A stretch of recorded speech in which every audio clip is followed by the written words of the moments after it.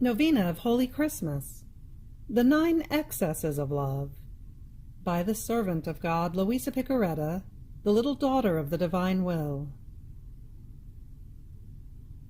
Preparation for Holy Christmas during the season of Advent. The 9 Excesses of Love in the Incarnation of the Word.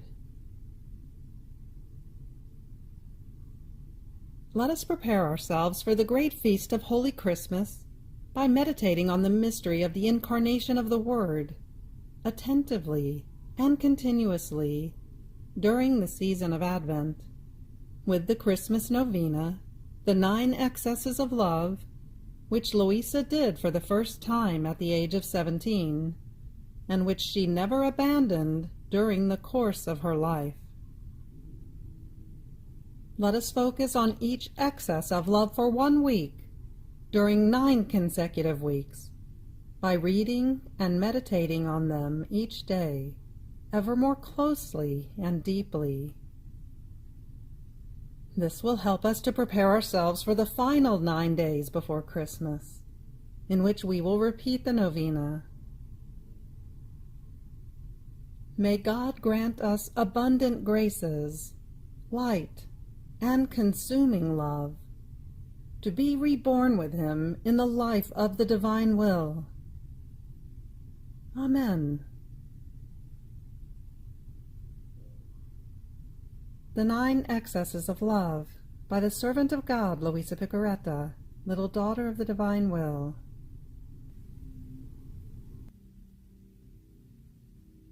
Luisa says, with a novena of Holy Christmas, at the age of about 17, I prepared myself for the feast of Holy Christmas by practicing various acts of virtue and mortification, and especially by honoring the 9 months which Jesus spent in the maternal womb, with 9 hours of meditation each day, always concerning the mystery of the Incarnation. Having completed the first excess of love, known as Trinitarian love, and the second excess of love, known as constrained love, and the third excess of love, known as devouring love, and the fourth excess of love, known as operative love, and the fifth excess of love, known as lonely love, and the 6th excess of love, known as imprisoned love, and the 7th excess of love, known as unrequited love, we now move on to the 8th excess of love, known as supplicating love, to be prayed from December 2nd through December 8th. Fiat.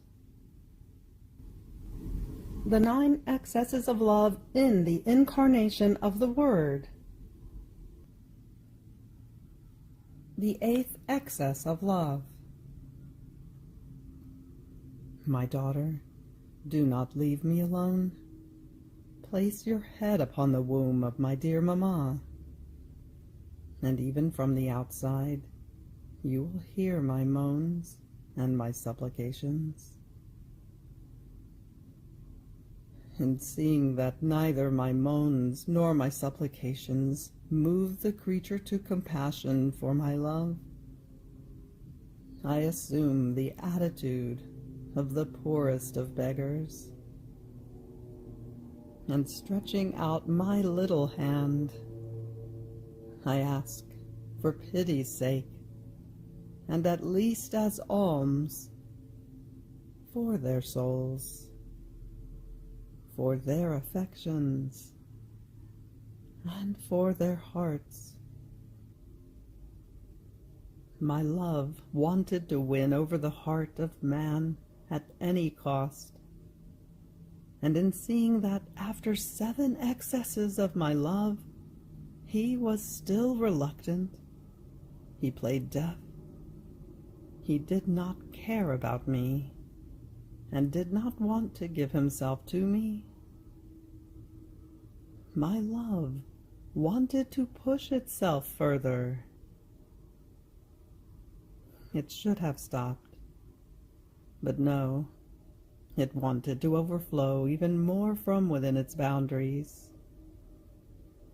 And from the womb of my mamma, it made my voice reach every heart with the most insinuating manners, with the most fervent prayers, with the most penetrating words. And do you know what I said to them? My child, give me your heart. I will give you everything you want, provided that you give me your heart in exchange. I have descended from heaven to make a prey of it. Oh, please, do not deny it to me. Do not delude my hopes. And in seeing him, reluctant, even more, many turned their backs to me. I passed on to moaning. I joined my little hands, and crying, with a voice suffocated by sobs, I added, "Oh, oh, I am the little beggar. You don't want to give me your heart, not even as alms. Is this not a greater excess of my love, that the Creator, in order to approach the creature, takes the form of a little baby, so as not to strike fear in him, that he asks for the heart of the creature, at least as alms, and in seeing that he does not want to give it, he supplicates, moans, and cries?